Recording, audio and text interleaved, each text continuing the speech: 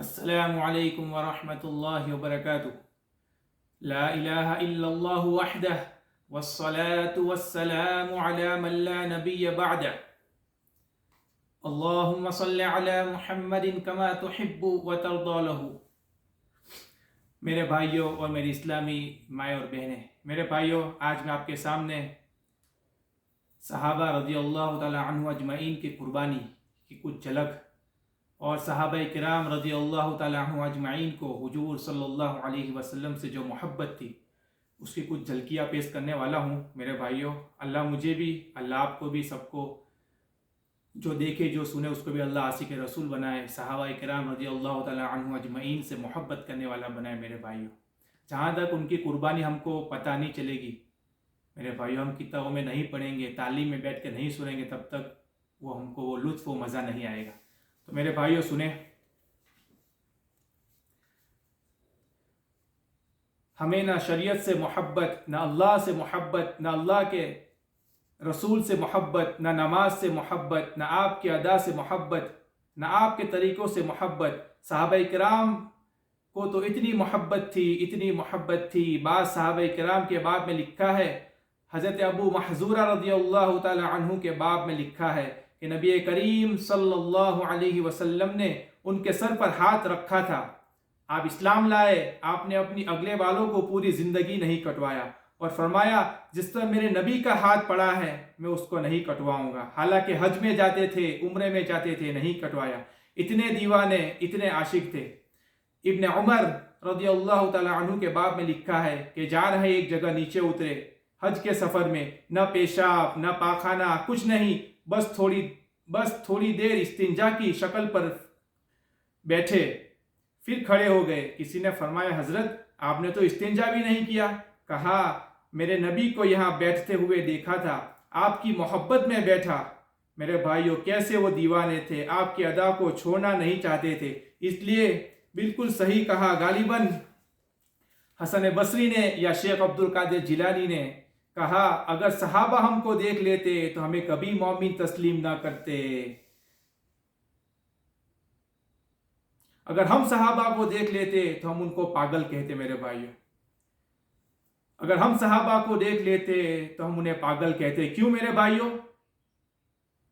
کھجور کے درخت تیار ہیں، باغات تیار ہیں اور آمدنی کا ذریعہ بالکل ریڈی ہے، اور نبی کا اعلان ہوا کہ تبوک میں چلنا ہے تو درختوں کو چھوڑا اور باغاتوں کو چھوڑا اور ساری چیزیں قربان کر کے نبی کے اعلان پر کھڑے ہو گئے، اور تبوک تک میرے بھائیوں 950 کلومیٹر، 950 کلومیٹر، سواریاں نہیں، 40,000 کا مجمع تھا۔ مورخین اور محدثین نے لکھا ہے 10,000 گھوڑے اور سواریاں تھی، باقی سب پیدل چل رہے۔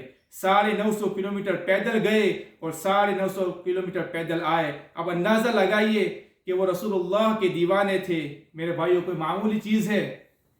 ایک غزوے کا واقعہ ہے، غزوہ ذات الرقاع جس کو کہا جاتا ہے۔ وہاں محدثین یہ بحث کر رہے ہیں کہ اس غزوے کا نام ذات الرقاع کیوں رکھا گیا۔ ابو موسیٰ اشعری رضی اللہ تعالی عنہ فرماتے ہیں اس سفر میں ہم پیدل تھے اور پتھروں میں چلنے کی وجہ سے ہمارے پاؤں کٹ گئے تھے، خون نکل رہا تھا، ہم نے اس پر چتھڑے لپیٹے، پھٹے پرانے کپڑے لپیٹے۔ اس کو رقاع کہا جاتا ہے، اس لیے اس کا نام ذات الرقاع رکھا گیا۔ میرے بھائیو، اندازہ لگائیے کیسے دیوانے تھے، پاؤں پھٹا جا رہا ہے، وہ ہے کہ نبی کے اشارے کو چھوڑنا نہیں چاہ رہے۔ میرے بھائی، روایت میں آتا ہے جس کا خلاصہ 2 صحابی کو پہرے دنی پر مقرر کیا، ایک انصاری اور ایک مہاجر۔ وہ پہرے دنی کر رہے تھے، ایک سوئے ہوئے تھے اور انصاری نماز پڑھ رہے تھے۔ اس درمیان نامعلوم جگہ سے تیر لگا، خون بہنے لگا، کافی خون بہہ گیا۔ نماز پوری کی، سلام پھیرا، اپنے ساتھی کو اٹھایا۔ ساتھی نے کہا اتنا خون نکل گیا، آپ نے اٹھایا نہیں؟ فرمایا قرآن کی ایک سورت شروع کر رکھی تھی، بڑا مزہ آ رہا تھا، کیسے چھوڑ دیتا۔ میرے بھائیوں، اس کو آپ ان واقعات کو ذہن کے کونے میں رکھے اور اپنے ایمان کو رکھے، پھر سوچے۔ میرے بھائیوں، شیخ حنیف صاحب لواروی خروڑ ان کے گاؤں کا نام ہے، گجرات انڈیا کے ہیں، سیف الحدیث ہے، ماشاءاللہ بڑا ان سے دین کا کام لے رہا ہے۔ تو میرے بھائیوں، حضرت فرماتے ہیں شیخ حنیف صاحب کہ میں مکہ میں ایک شیخ کے بیان میں بیٹھا ہوا تھا اور شیخ نے ایک عجیب و غریب بات فرمائی کہ امت اس حال پر آ چکی ہے، اگر اس امت کو چند ٹکڑے مل جائے اور چند روپے مل جائے، عزت مل جائے اور یہ امت اپنے نبی کا بھی سودا کر دے گی۔ نبی لے لو، ہمیں یہ چیز دے دو۔ میرے بھائیوں، آج ہمارے ایمان کا حال یہ ہو چکا ہے۔ اللہ حفاظت کرے میرے بھائیوں۔ تو میرے بھائیوں،